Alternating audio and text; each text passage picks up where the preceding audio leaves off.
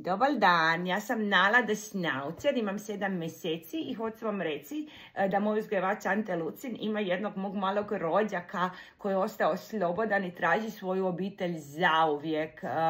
Ta je provjerena uzgajivačnica, kinološka uzgajivačnica, otkud dolaze svjetski prvaci. Moja jedna lodica Misi, to mi je zapravo polusestra, jel da? Misi i druga moja rođakinja Liza, one su vam svjetske prvakinje, mlada i seniorska.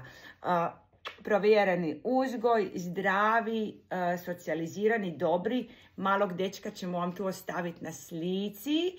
On još traži svoj dom, tako da ako ste zainteresirani, leci, kontaktirajte Ante Lucina na Instagramu. Zove se Ante Lucina, uzgajivačnica Aidante, kinološka, registrirana uzgajivačnica sa dugom tradicijom, sa jako zdravim psima, šnaucalima i sve plepo luke.